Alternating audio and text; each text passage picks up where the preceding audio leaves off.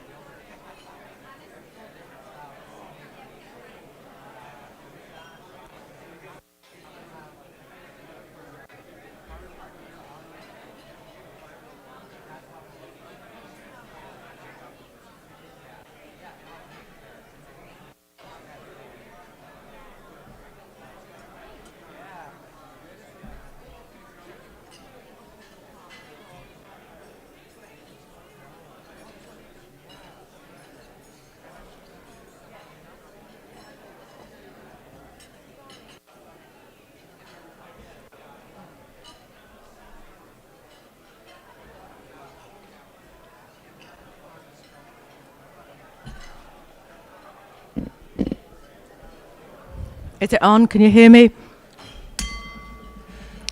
It's noon, and so it's time to gather your meal and then sit for about 15 minutes and have friendship. Now, we've got an awful lot of wonderful guests today. So please, regular members, make the guests feel welcome. It'll be wonderful. See you in about 15 minutes for the actual program.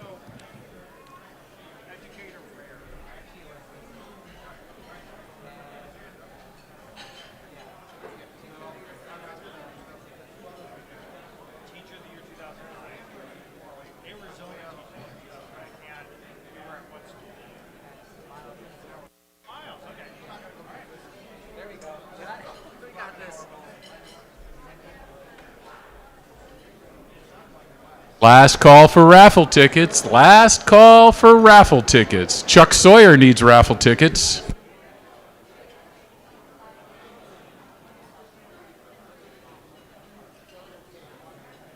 Irvin needs raffle tickets. Mr. Irvin, raffle tickets.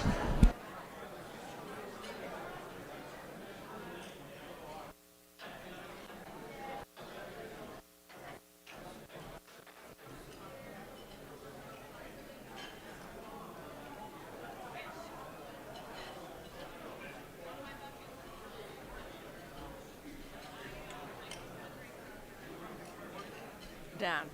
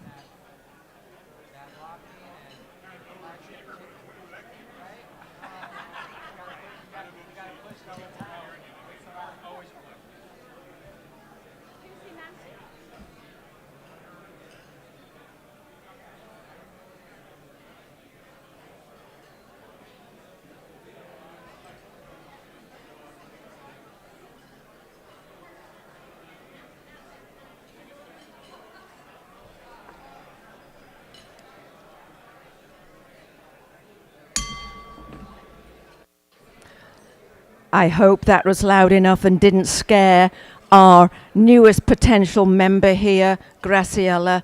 She's got another, 18 or 19 years, but she'll be with us, I know. Anyway, Nancy Gunga, are you here? Nancy. Nancy.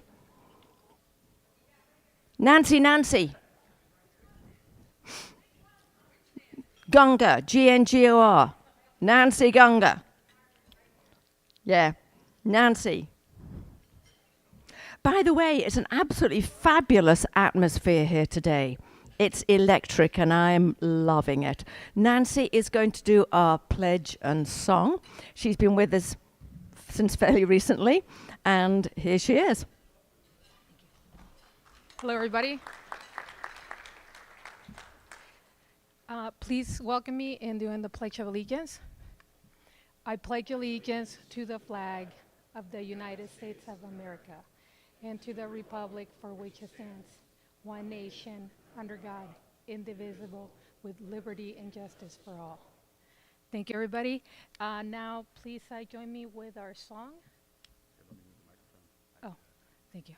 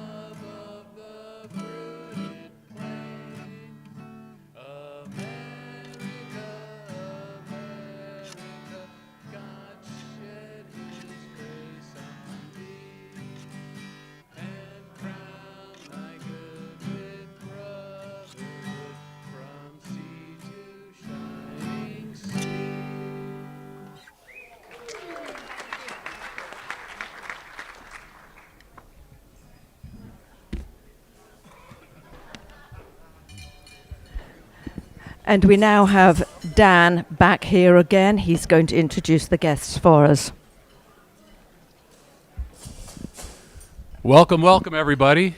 Everybody at home and everybody here, I'd like to introduce guests today. So, can you give me a little more mic? Thank you. I know we're working on it. Can you hear me now? All right. Just back from 3,000 miles drive to Sturgis, South Dakota, on the back of a motorcycle. So, if you see bugs in different parts. All right, so all these guests, we have a good amount of guests today. I'd like to welcome visiting Rotarians from Saddle Rotary, John Ozist. John, are you here? Raise your hand, stand up. All right, again, Saddlebrook Rotary, Monica Ozist, please stand up. Hi, Monica. Saddlebrook Rotary, Bill Demetrius.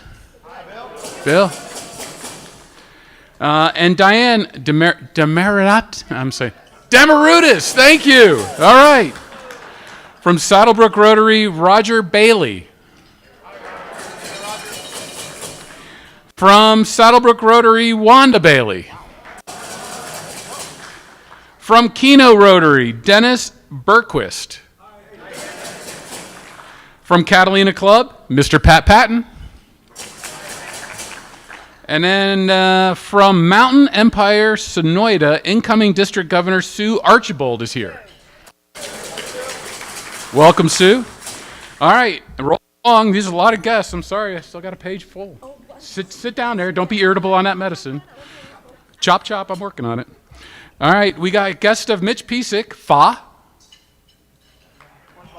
There you go. Guest of Mitch Piesick, Cedro Honcono. I'm sure I said that wrong. I'm sorry. Guest of Don Rigger, Mallory Rigger. Mallory. Guest of Monty Clausen, Joni Clausen. Guest of Matt Blair, T.J. Juszkiewicz. I think you all are being mean. I don't know about this. Guest of Diana Medeiros, Ellie and Solo. All right. Guest of Diana Medeiros, Jaime Garcia. Guest of Liuta Eisenman, Cassidy Oro Gast. Guest of Tom, Nathan Hanna. All right, and then guests of our speaker, or people with our speaker, we have Janelle Gleason and Gracie Guerra. Hi, Gracie. All right, and that is finally the end of the guests. Well. And I do apologize, I forgot the inspiration. Jason, where are you? Oh, Jason, he's got to run all the way from the back. Oh, dear. Use up those calories. Come on, Jason, inspiration time.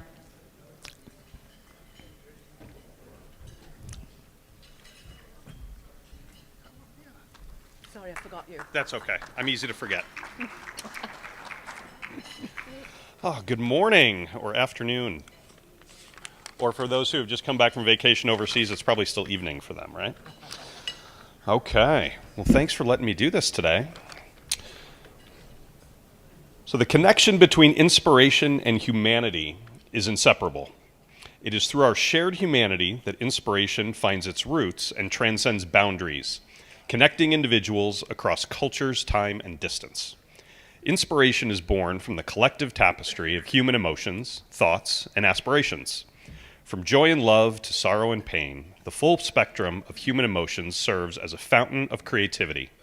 Artists use their talents to portray the complexities of human existence, capturing the beauty and struggles that define us, while writers craft stories that resonate with readers, drawing from the universal themes that touch the hearts of people worldwide. And musicians create melodies that evoke emotions that know no language barrier. In each case, the human experience becomes the canvas upon which inspiration is painted. Furthermore, the empathy and understanding inherent in our humanity foster connections that inspire us to create for the betterment of others. Compassion drives artists to depict social issues, writers to share stories of resilience, and innovators to devise solutions to global challenges. This connection through inspiration motivates us to lift one another, recognize our shared struggles, and celebrate our successes. Inspiration also fuels the desire for progress and change. Innovations and advancements in science, technology, and art are often driven by a deep-rooted belief in the potential of humanity to overcome obstacles and improve our collective existence. As we witness the transformative power of inspiration, we are reminded of our capacity to shape a brighter future. Throughout history, humanity has been inspired by visionaries, leaders, and activists who ignited movements that altered the course of societies. The legacy of these inspired individuals endures, continuing to inspire new generations to pursue their passions and leave their mark on the world. In essence, the connection between inspiration and humanity is a testament to our shared identity as beings capable of imagination, creation, and empathy. Inspiration serves as a bridge that unites us, breaking down barriers and fostering a sense of unity among diverse cultures and backgrounds. It reminds us that despite our differences, we all share the common thread of being human, and that thread weaves a web of inspiration that celebrates the beauty and complexity of life. Rotary is inspiration.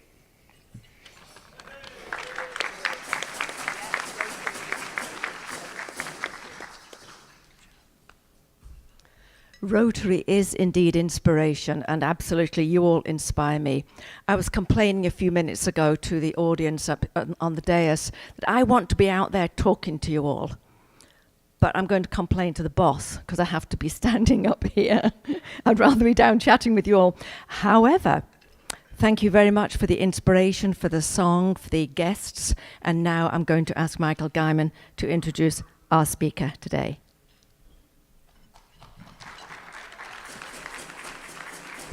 Thank you, President Margaret. Yes, Michael Guyman from, as we established last time, the Kick Butt Program Committee. Right, Brittany? Right, Diana? Yes. Good stuff. Oh, yes, Bob. Sorry, yes. So I didn't see you, Bob. Said no one ever.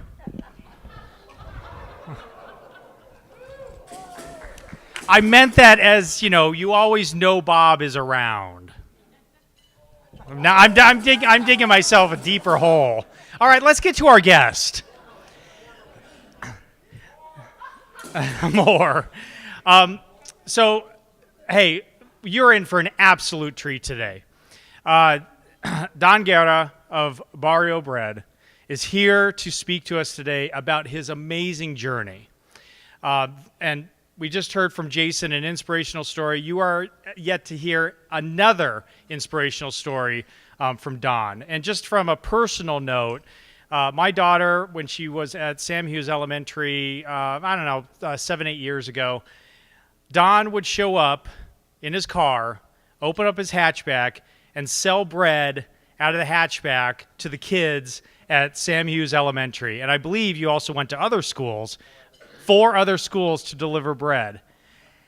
Not too long after that, opened a shop and was awarded the 2022 James Beard Award. Selling bread from the hatchback of his car to being a national James Beard Award winner. Just absolutely incredible. So congratulations to you, Don. As we like to do, we'd like to tell you folks something that you might not know about Don. And the thing that you might not know about Don, and this is yet another accolade, he used to be an educator prior to making and selling his wonderful bread. And he was awarded the 2009 Arizona Educator of the Year. Let's give a warm, and he was at Miles Elementary, let's give a warm Rotary welcome to Don Guerra.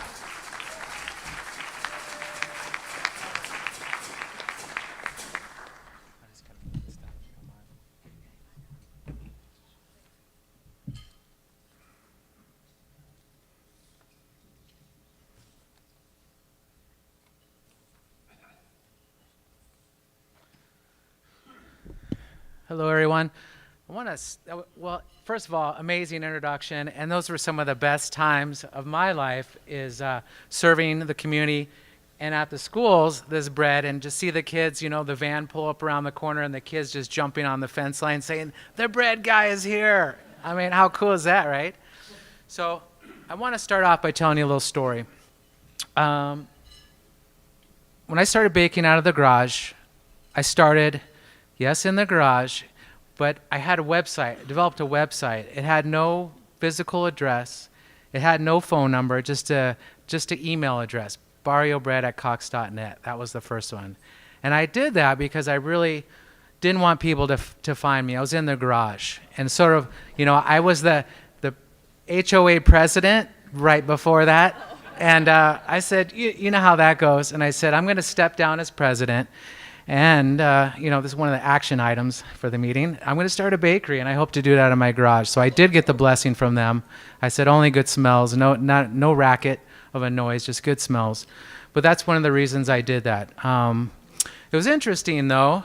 I lived in a community that was on Camp Lowell and Swan, and it was backed up onto the Alamo Wash. Maybe you know it. And the Rito, it runs perpendicular to that wash. And along the backside of our homes of Barrio del Este, there's a walking path, and oftentimes people would find their way into the community by their nose. They'd smell the bread, they'd walk around, and once in a while I'd keep the garage door vented, you know, maybe 3 or 4 feet, and then next thing you know, I hear people talking out there. I think it's coming from there, you know. They could smell the bread, and I'd kind of bend down, and I'd look, and I see their legs, and they'd probably see my legs. There he is. And I let them talk, and then they would go on. But I didn't answer the door. One day, I got a knock, knock, knock on the garage door. I kept working. I thought, oh, I have to just keep going. I'm late for the schools. I better hustle this bread.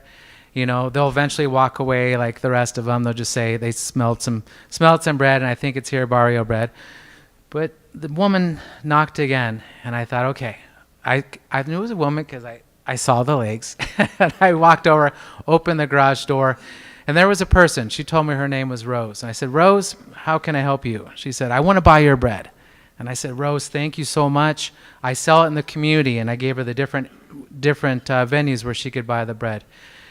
She looked at me a little sad, and she said, "Are you sure? Can I please just buy a couple loaves from you?" And I looked over my shoulder at the work I needed to do, and I thought, I'm going to be firm here. No, I'm not going to sell it. So Rose looked a little weepy. She left. I kind of turned around, kept working. I thought maybe I was being a little impatient with her. About 2 weeks later, Rose came back. The same knock, the same legs, the same person. I rolled it up. And I said, "Rose, how are you? What can we do?" I said, I told her the different venues. I said, "You know where to get it." She said, "Please, please, please, I just need a couple loaves."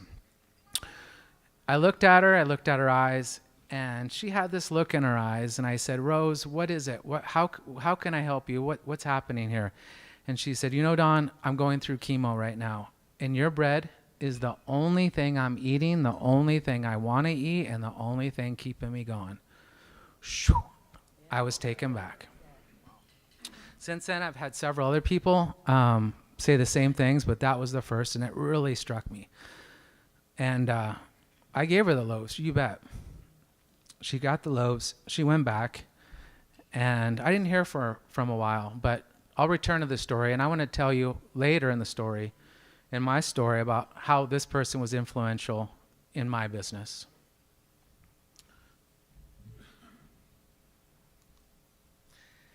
Here we go. Barrio Bread 1.0. There's the garage. I had a nice Italian deck oven in there.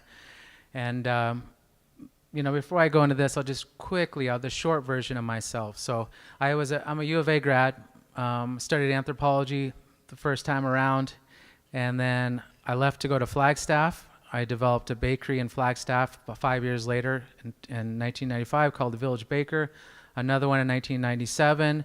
I sold the company when it was a little out of control for me. I was a young kid, 28 years old, and I had about 40 employees. And I feel like I mismanaged it when I was feeling like I was getting over my head. Someone came to me wanting to buy it. And at that time, I was really into snowboarding. And I thought, I could have some time and some money to do that. I did sell the bakery, moved back to the Sonoran Desert, moved back to Tucson where I belong. And I enrolled to get my teaching credentials at the University of Arizona. Taught for 7 years for TUSD. It was a pleasure. It taught me a lot, and I did that to retool myself, to prepare myself for what was next, which was a new bakery. But this bakery started in 2009. I intended to get a brick and mortar bakery, but in 2008 and 9, the financial state of this country was a little different, and I know you know what I'm talking about. When I go to the bank after retiring from TUSD and went to the bank to look for an SBA loan. I had my plan in my hand, and I thought, hey, why wouldn't the bank give me the money? But then I learned there was no SBA officers, and because there was no SBA loans. So my father's kind of principles of life and financials, don't buy anything you can't afford. And after that, I started to realize, like, maybe he was right. So that night I went home after that a meeting with the bank, and I thought my dad's words kind of hit me, and I started to think about the bakeries I saw in Mexico and in France, how you have the bakery as part of your house. And I was lying in bed that night thinking, got up the next morning and started sweeping out that garage.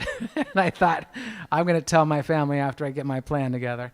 But that's what I did. This garage bakery served me well. 7 years working out of this garage. I made 342,000 breads. I kept a ledger. But with my hands, I made that bread for the community, Tucson community. And it was a long road, but that's what I did. That's Barrio Bread 1.0.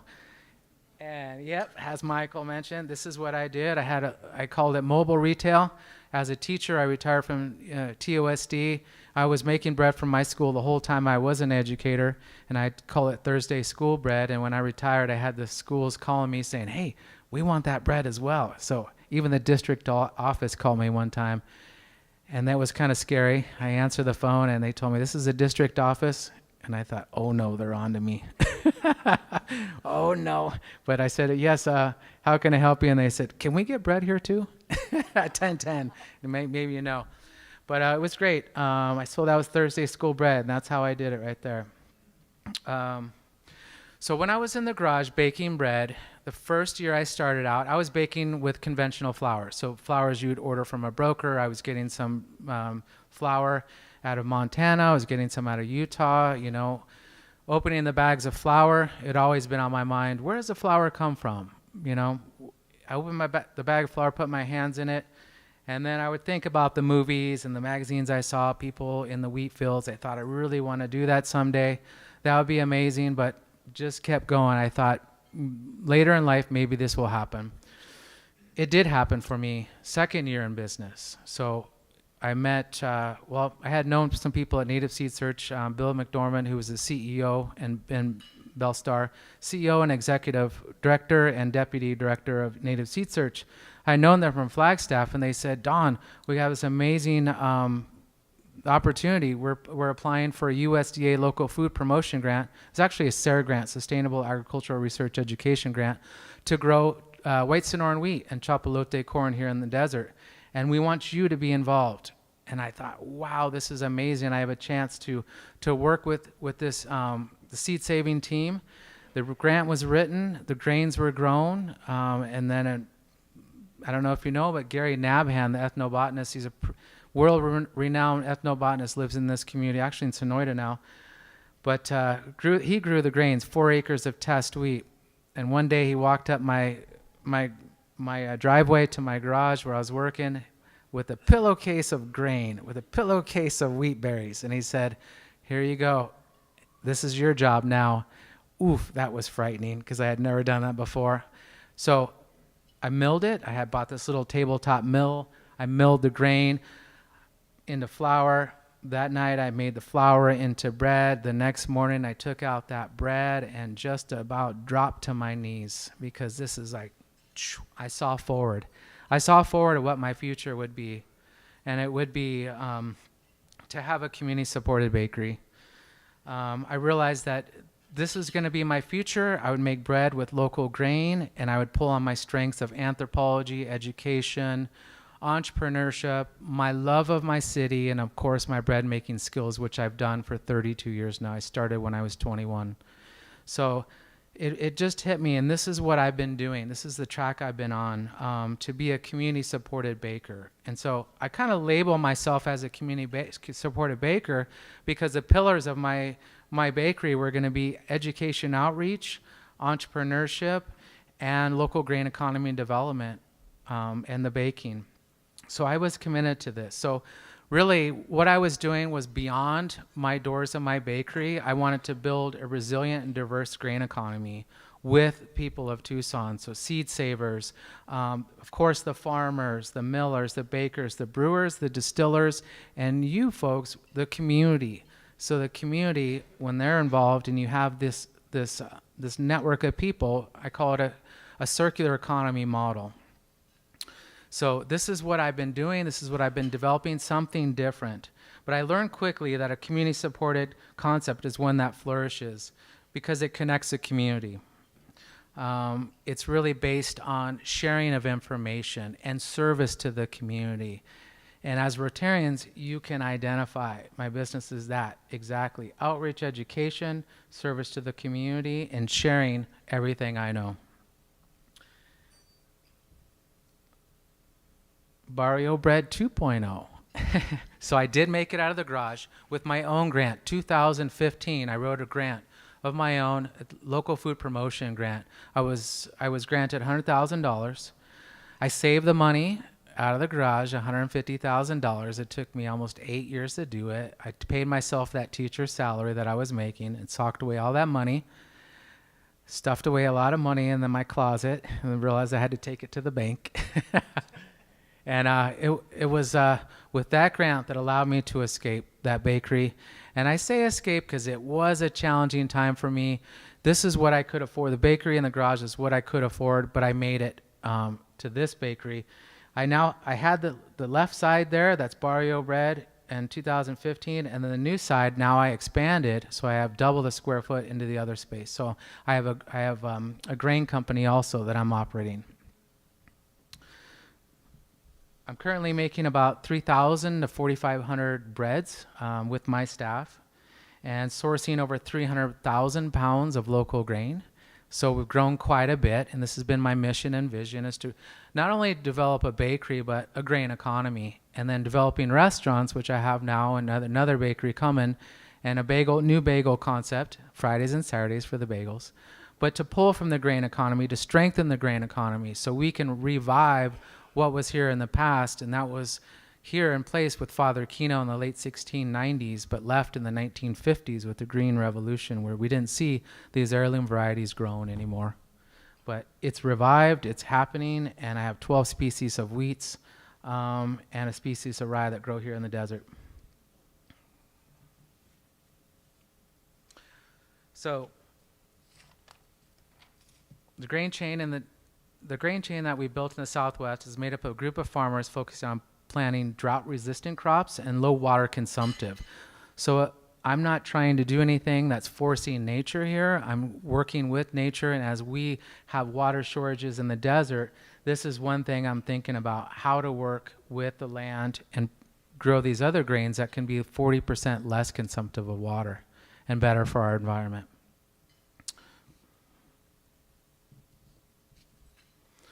So at Barrio Bread, we produce some amazing, delicious, nutritious breads, but for me, that's not what it's about. You know, of course, the bread is beautiful, but really it's not just about looks. It's delicious, but it's not all about the taste. Really, what it is for me, it's the idea of when you have an idea that's very special and valuable to the community, that you invite everyone in and share that with everyone to produce something that's bigger and stronger, that everyone can participate and win together. Some of the things that do get me up and get excited about my day and going to the bakery is not your typical just making the bread, but it's about sharing and serving community. And I'm going to share a few things, some of the pillars of my business through these slides, which I'll talk about what gets me up at 3 a.m., what gets me to work, and what fires me up to serve my community. Here, some students from universities in South America. They're top of their academics and given a trip to the U.S. to study social entrepreneurship. So being a U of A alum, I've had a lot of great opportunities to public speak at the university as an independent contractor, and it's awesome that they can send these folks my way to my bakery. So here's a group of students, and these students come through with this program called the SUSI organization, and it's just inspiring for me to know that this bakery is not just the bakery. It's not just making bread, but it is how I can include everyone in the community. This is another trip I took with Gary Nabhan, ethnobotanist, to go to Mexico. This is the Seri Indians. This is a tribe of about 500 people now, and they're growing eelgrass seeds. So another thing is for me to be able to go out and help other communities, investigate what they do, and share what I do. And sharing of knowledge. This is really important to me. This is my son right here. So sharing of knowledge to future generation is very much in line with what I do.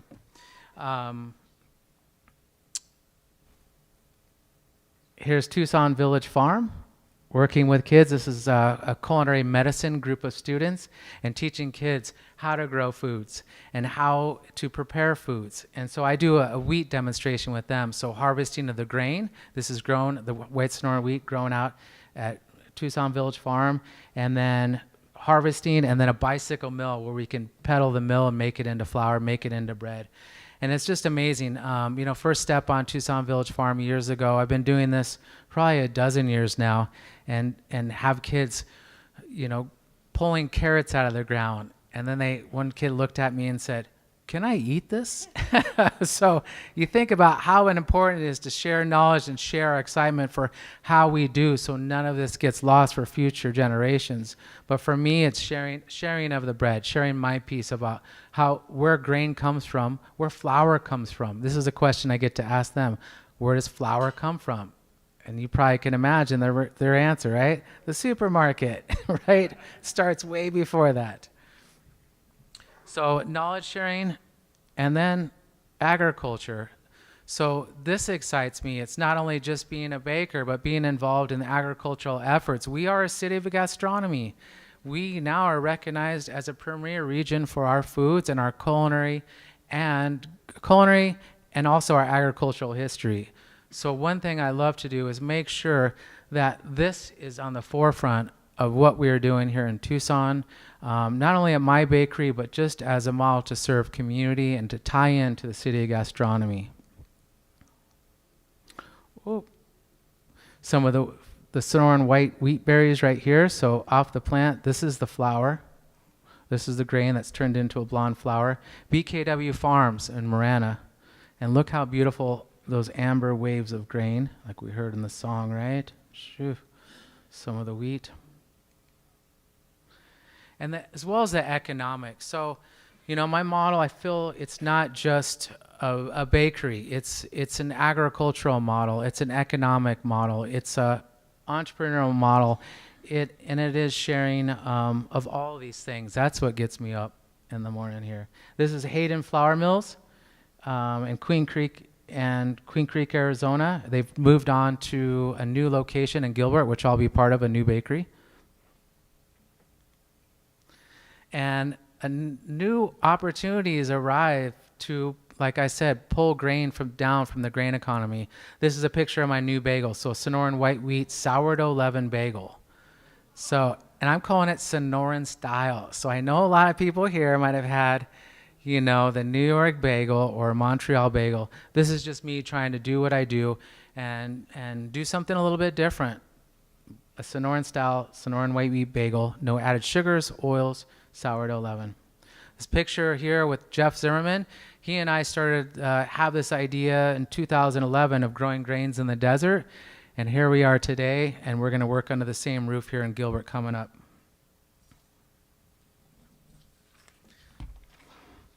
So these are some of the things that get me up at 3 a.m. It's not just baking the bread, which I love to do, but it's all these efforts I get to have and experiences I have with my community. A gastronomy part of, you know, my pursuit is important. I feel like this is a picture of the James Beard Award I received in last year, 22. So this award, I feel, really hasn't been about just Don Guerra, the chef, making bread, but really about my community and be able to work with the grains that were grown here centuries old and then have them today revived to make these amazing breads that are now part of this like upper echelon we see now in the United States. It's not me. It is me, but it isn't. It's really about my community. It's about service to my community. It's support from my community. And you know, this one is a big one. This is a win for Tucson. This is the third James Beard Award for Tucson. And I feel proud to be right here being supported by everyone. And picture the breads. The bread is beautiful. This is a heritage loaf from Barrio bread.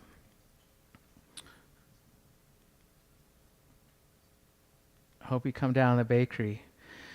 It's also about public health. To me, you know, doing these things and the education outreach, it has its value. But for me, it's awesome to see behaviors changed. You know, like I mentioned, the bagel, like my breads, no added sugars or oils. This is important for me to be making a food that everyone can enjoy and is good for them. So working with the kids, this is our start.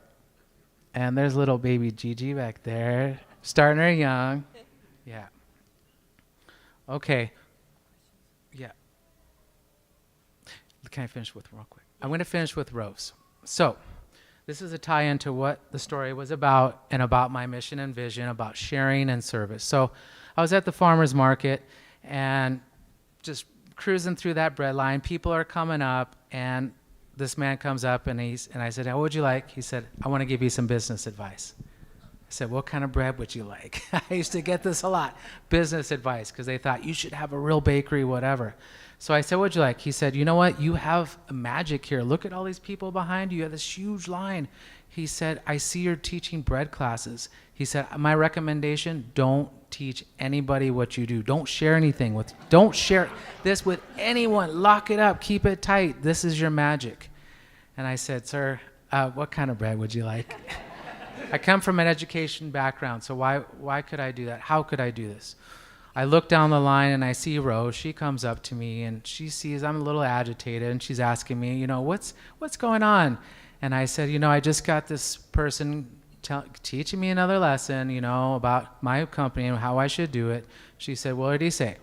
I said, he said I shouldn't tell anybody or teach anybody how to do what I do or share any of my recipes, nothing, no methods, no formulas, keep it locked up. And as I was talking to her, my hands were kind of like this, like they are now, and she grabbed my hands. She said, Don, she said, open my hand. She said, son, the magic is in your hands. The magic is in your open hands. The magic is in your sharing of everything you do and the service you provide to your community. She said, you need to prepare yourself. And I said, for what? She said, all the avalanche of support that's going to start happening to you. Be prepared. And that was my lesson. I walked away with that day to not change what I do, but to be open to serve my community, to have open hands and share everything I have with everyone around me, to be able to win, to succeed and rise up together. Thank you, everyone.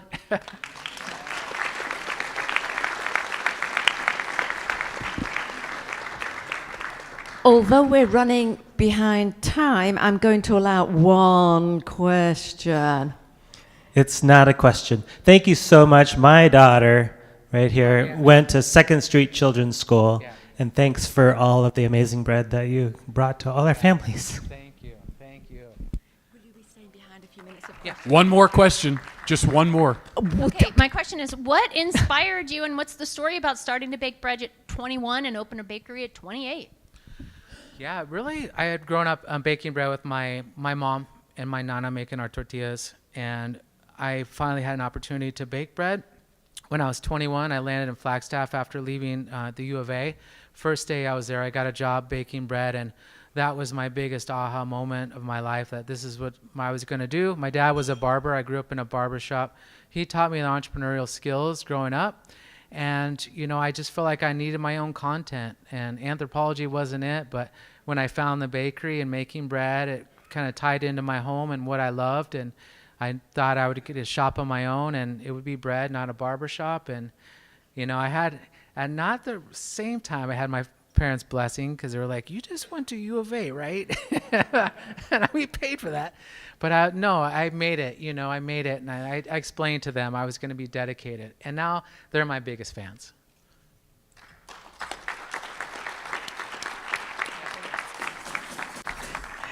Just to let you know that Don will stay behind after the meeting, so if you have further questions, then feel free, he'll be there.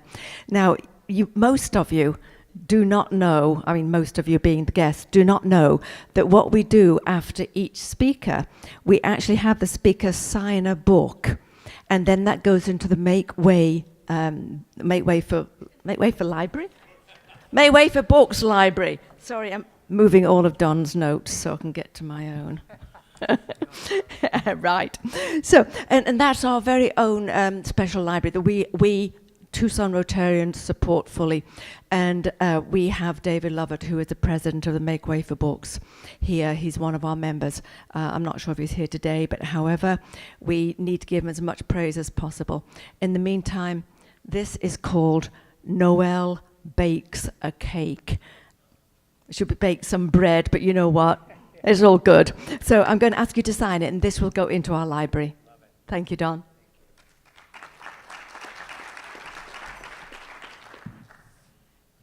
And now, from one Don to another. So for a while, we've been wanting to recognize long-term members of our club. And what I would like to do is to recognize Don Rawlings. Don, you're here today. I know, I've spoken with you. There you are. There you are. Good. Did you know this was happening today or not? Did you know this was happening today, this special recognition, or is it a surprise for you?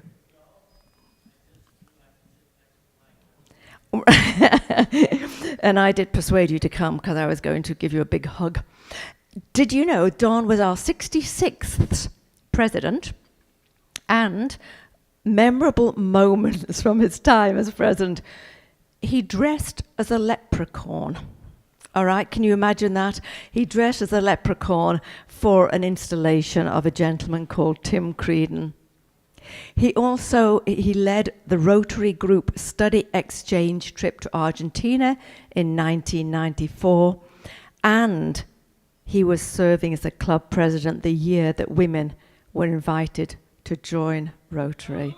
Yay to you, Don. Good on you, mate.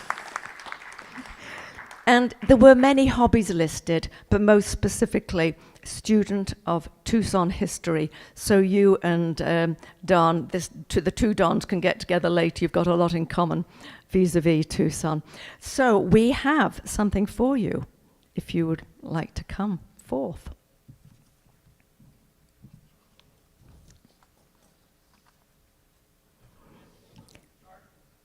I'm sorry, say that again? He went to Dartmouth College. Okay, do we cheer that? Did he go to Sal Point? That's the question. Not at all. Anyway, look, let's cheer him. He's been marvelous. He's been with us for many, many years, and really recognition of him is necessary. Thank you very much. It would be better known as Princeton University. Princeton, here you go. All right, cheerful. Thank you very, very much. That was great. Thanks. And to more celebrations, it's now happy birthday time. First of all, we have Jerry Sullivan. Jerry. 8th, August the 9th. Sorry. It could have been the other way around, so I have to think twice about that, but there we go. August the 9th is his birthday. He's been with us since 1997, and we had healthy bread on one side of me, and we had, so tasty ice cream on the other side of me. When I first got to Tucson, I used to go to the ice cream place all the time. Loved it. Jerry, happy birthday. Now, things you didn't know about him. His brother and he were at the World Series game in San Francisco on October the 17th, 1989. Oh, no way, I just heard. When at 5 p.m. the infamous 6.9 magnitude earthquake struck, causing $6 billion in property damage and postponing the series for 10 days. The only damage at the ballpark was minor, but it was in the section where Jerry was sitting. So happy birthday. Yeah, it's your fault, Jerry.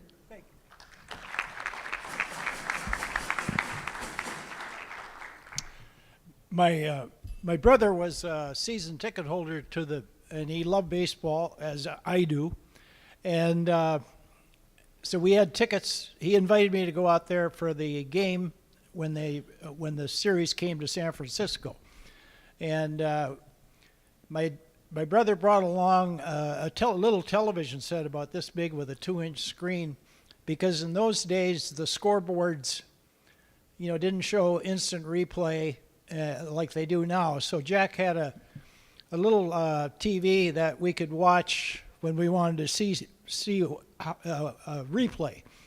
And about the only thing we watched that day was after all of a sudden there was this shaking going on, and I thought, what the hell is this? And the only thought I remember is that I was just thinking to myself, as the shaking continued, I should have stayed in Tucson, and but it ended, and then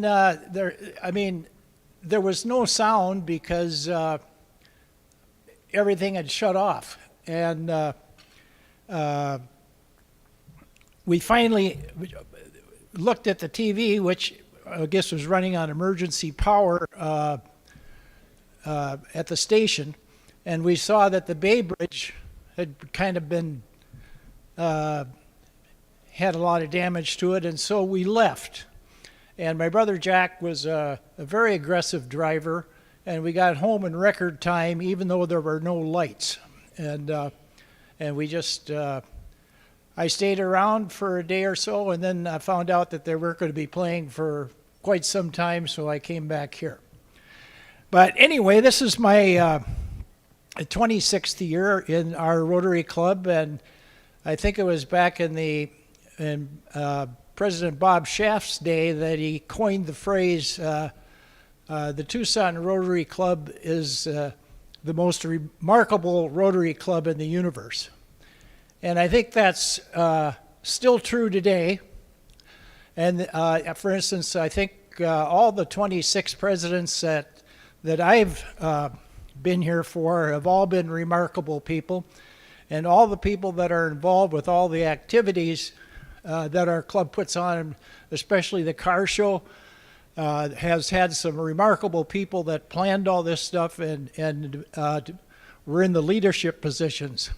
And as far as myself goes, I'm one of the more unremarkable members of the club. And I myself and other people we do the nuts and bolts things, like we park cars, sell beer, ring bells at Christmas time for the Salvation Army, and do things like that.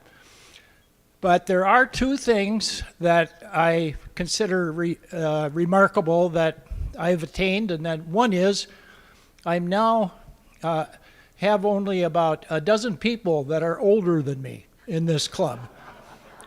And also the 26 years I've been here, plus the 8 years I was in the Sunset Club, mean I've been at Rotary for 34 years now, and I think there's only about 15 people in our club that have been involved with Rotary longer than that.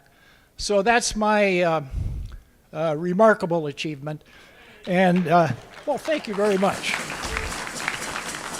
So I've got a couple checks here for Margaret, and thank you very much. Well, thank you so very, very much, Jerry, and we appreciate these, and they will be deposited accordingly. Thank you so much, and for that tale about that experience in San Fran. Being from New Zealand and Australia, I know the fears you feel when you have an earthquake hit. Pretty grim. Thank you, Jerry. And the next one is Jim Wood. All right, Jim, August the 15th. So, what you don't know about him is that country music star Blake Shelton and he were basically best friends for one eventful night at Country Thunder 16 years ago. What can you say? Jim, come on.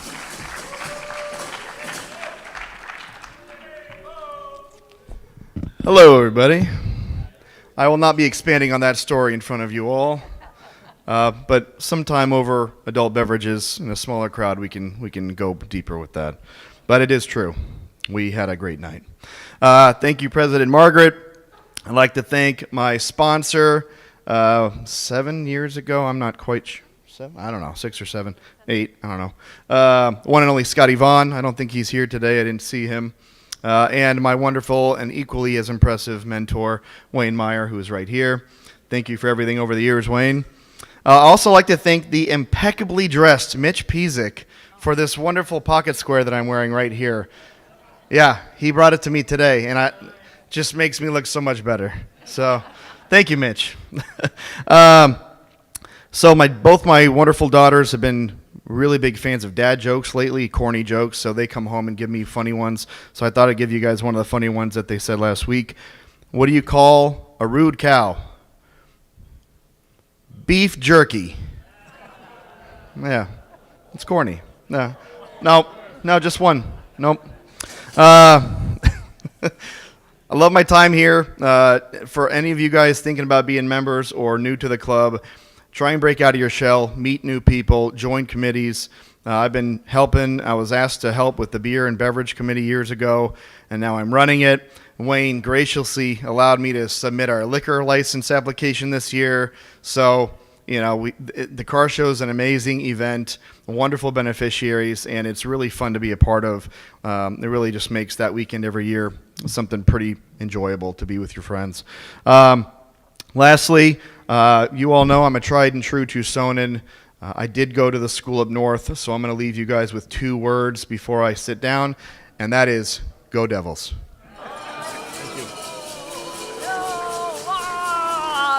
Bad, bad, bad. Jim, just to refresh your memory, 2016 you joined, is that right? Yeah, 7 years. And now we have a Paul Harris presentation. So Charlotte. Charlotte.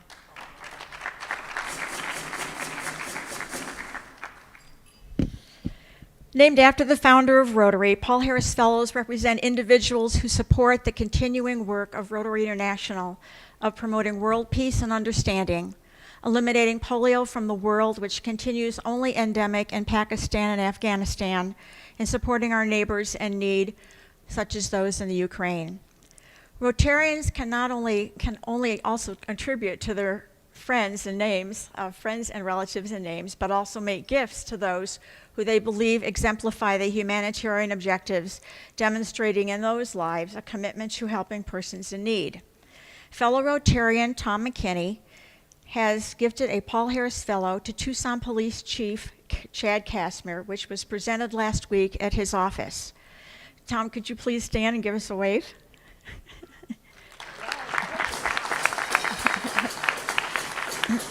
In the photo on the screen, you can see Chief Casimir is holding his Paul Harris Fellow pin and membership certificate presented to him by Tom. Chief Casimir is a native of Tucson who attended schools in the Amphi School District. He came to the police department in 2000, shortly after graduating from the University of Arizona with a Bachelor of Fine Arts degree. He has also attended executive training with Harvard Senior Executive in State and Local Government, the Police Executive Research Forum Senior Management Institute for Police, Arizona Chiefs of Police, the Federal Bureau of Investigation National Academy Leadership Potential Course, and the Southwest Leadership Program through the University of Eller College of Management. He is certified as a hostage negotiator, a motor officer, a bicycle officer, and as an ethics basic instructor. He oversees the department's 4 bureaus of patrol services, investigative services, administrative services, and special services and innovation. Prior to being appointed chief in 2021, he served as interim director of the city's public safety communications department, where he led efforts to stabilize the department, reducing attrition, and increasing staffing while moving from a co-located separate police and fire 911 call center to a consolidated 911 call center. On the second day of his job as police chief in 2021, he said he's a former motor officer and he still has a passion for traffic safety. He pulled over a driver who was doing double the speed limit in a school zone with a crossing guard standing by. As the father of 2 boys, Chief Casimir is passionate about engaging youth in the community. He serves on the board of the Boys and Girls Club of Tucson and has for the past 6 years. So to Chief Casimir, we share congratulations on his Paul Harris Fellow. Thank you.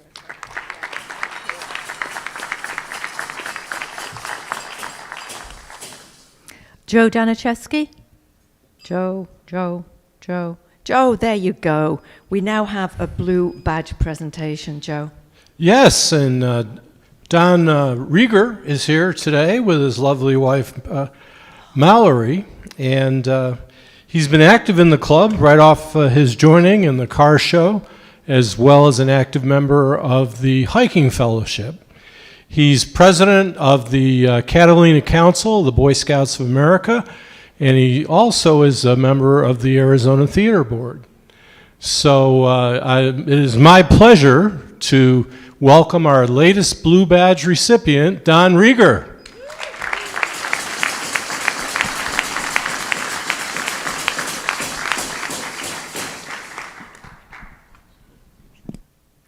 It's clearly the day of Dons. There's too many Dons. Don, just a quick question. Don, you looked like you were trying to hike a minute ago. You were doing that. I just wasn't. I was imitating a death march of the hiking club. I thought maybe it was like a dance move. You know? Yeah, well, it can be depending how the rocks are. So I want to thank Joe as not just as my mentor for the club, but also he's he's my advisor and counselor on the board as I take on that role. Invaluable. And then I also I don't want to forget my mentor of my second favorite Rotary club in Midland, Ron Beacom, who introduced me to Rotary, also introduced my wife and I to two wonderful Rotary Exchange students. And I thank Mallory for staying in touch with them, much better than, substitute dad does. So anyway, thank you. Thank you all for the moments that matter that you've already given me in this club. Brilliant. Lovely, Don. Thank you very much. And now we have more fun. So go for it, Dan. Well, it's raffle time, and for you guys that are guests today, I just want to welcome everybody one more time and tell you that there's over 100 members here. We're a very dynamic club, and in case you want more information, you can stop any of us if you would like to be a member or talk about being a member, and we would love to talk about what you would like to do with our club. That being said, I'm pulling tickets. First ticket, or the only ticket, 498 003. 003. Yay. There you go. And since it's Jim's birthday,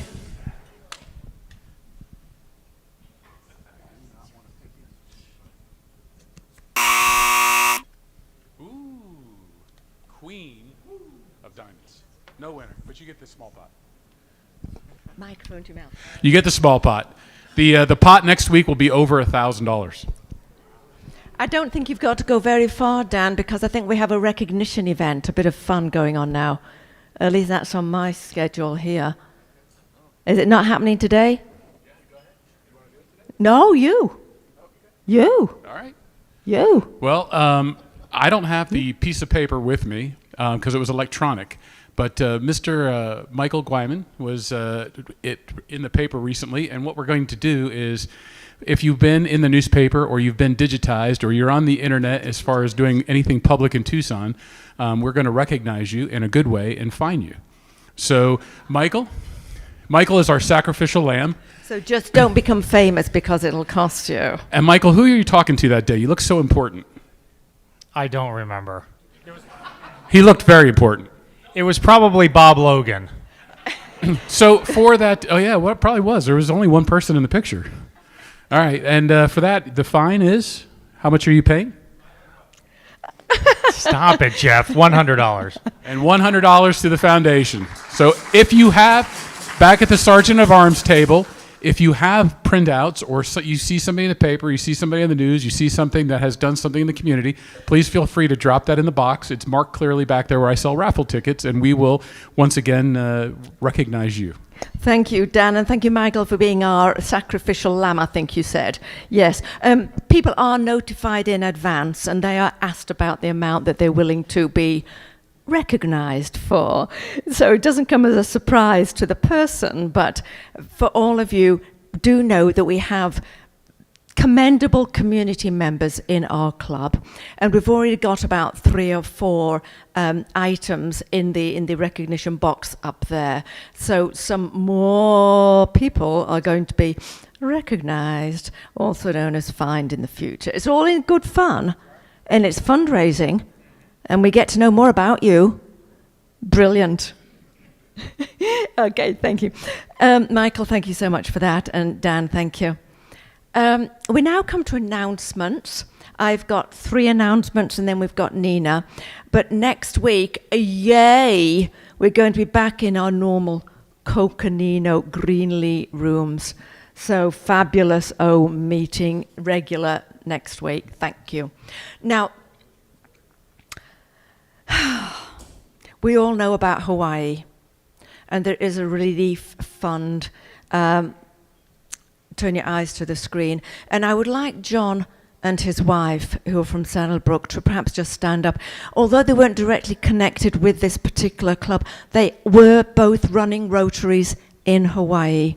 And I want you to know, and please, you must know people there, please let them know that all several hundred of us here are thinking of them, and donations will be made to them to help them through this trauma.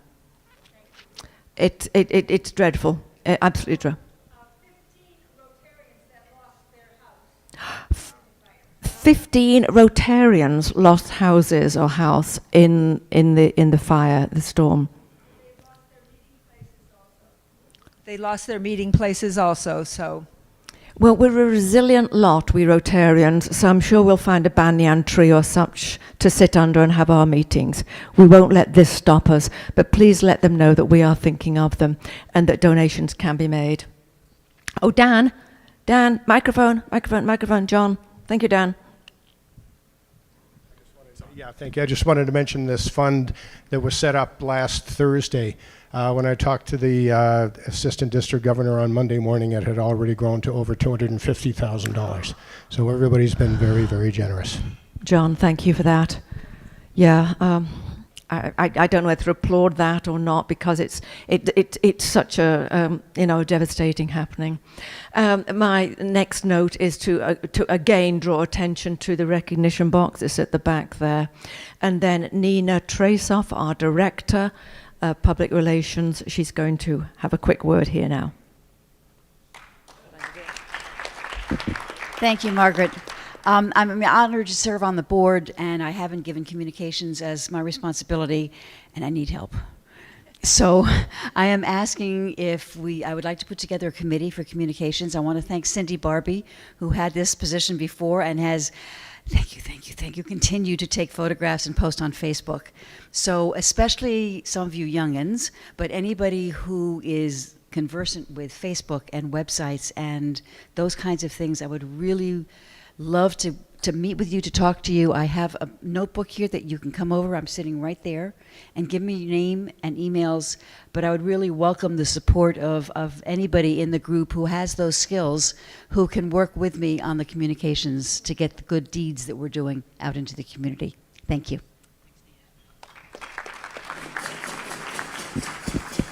Thank you, Nina. And I have to note that when we last put out a call for help, and that was for Diana Madares for the service project, we had an absolutely wonderful response. So please, let's follow that lead and get Nina the help that we need as a club, and she would love to have as we move forward in the new communication environment. Thank you so much, Nina. Alan Rogers. Yes, thank you. First, for Jim. What do you call a cow with no legs? Ground beef. Yay! All right, much better. 2 weeks from now, August 30th, no meeting, Wednesday noon. It's going to be at Brother John's, 1801 North Stone. Please register on Club Runner. Please be there. Thank you. Thank you very much, Alan. I actually understood the ground beef one. I'm still working on the beef jerky. It's going to be a slow time. John Harnett. John? Yep, we got a couple dates coming up. Lee's going to give us some information here a little bit about the car show, but quick plug, the 16th coming up in September, and then October 7th. We're looking for some young individuals to come out and meet people and help rake and make it look pretty. Those are going to be our work days coming out here in a second. So you'll see an email sent it out to everybody here shortly, but we would appreciate some volunteers if you had your time. John, thank you so very, very much. And we now have a car show update.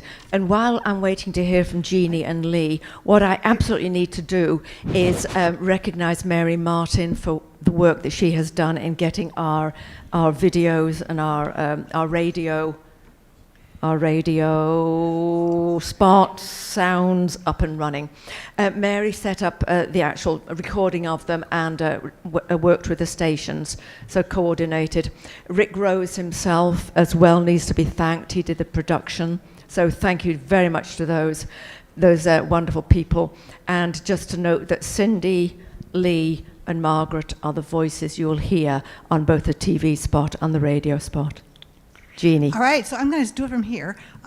It's very exciting that after last week, which was the first week we officially started taking money at meetings, we now are, or the first week of August that happened, we now are at 4,430 tickets sold out of our goal of 32,000.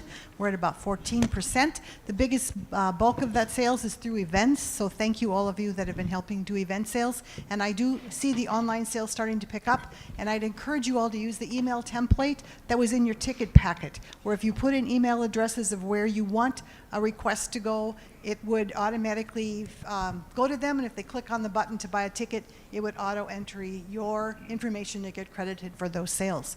And I do have in the back a couple more events coming up in October that if people want to sign up to sell tickets at events. If you flip to the next slide, sometimes people like to know where are we at. So we've got 22 members who've sold between 40 and 99 tickets. 40 was the amount that everybody was given. And the next page, we have this is even cooler, we have 15 members who sold 100 plus tickets, and Leo Litsky is the one who hit 250 and made it to that next route. And each week we'll be trying to give you updates of who's newly added to these categories. So as you want to start bringing in money, we'll get you up there. And we may start doing them where they're just feeding during the early part of the meeting rather than an announcement each time. And now, Lee has some things. Thanks, Jeannie. Just some quick announcements. One is the TLT meeting is going to be on August 22nd at Truly Nolan at 4 p.m. I'm sorry, at 5:30. Thanks to Bruce Richardson for arranging our meetings there. There's car show materials at the table by Dorina in the back and also by Roger. Please take some if you like them. Need them, and if you want more materials and we're running out, please let me know.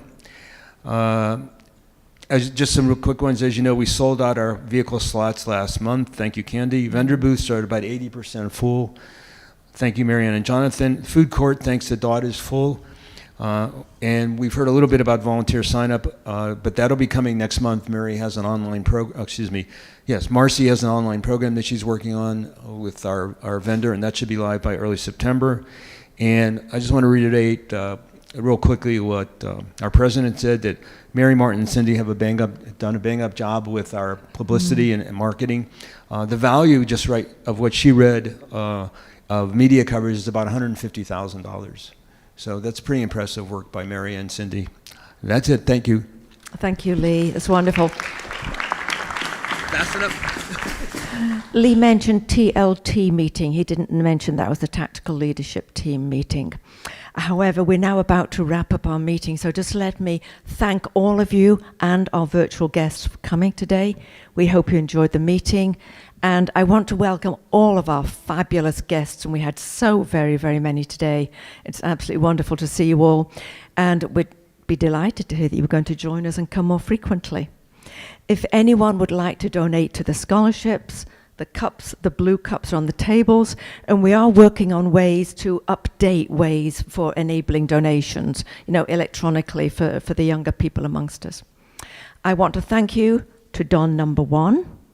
Thank you, Don. I want to say happy birthday to Jerry, the ice cream man. Oh, I did love your orange chocolate chip. It was lovely. And thank you very much. Lovely. Congratulations to Don number 2 on the blue badge. And congratulations to Don number 3, the long-time member, Don Rowlings. Absolutely wonderful to have you all here. Next week, our regular room, and we're going to hear from Netzin and Dieter Steckles. It just blows me away. Listen to this. Mountain gorilla conservation, the untold stories. I mean, absolutely, it's going to be marvelous. So please, please come and listen to those stories. And thank you to the program committee, and especially Bob, for designing this program. And don't forget, in the regular room. And now, toast and adjourn.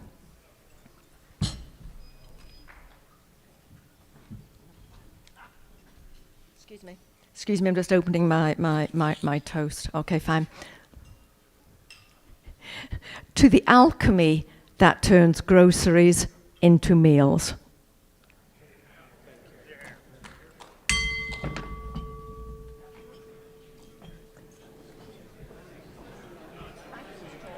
Excellent. Oh no, I was thrilled to hear that you were going to be with us.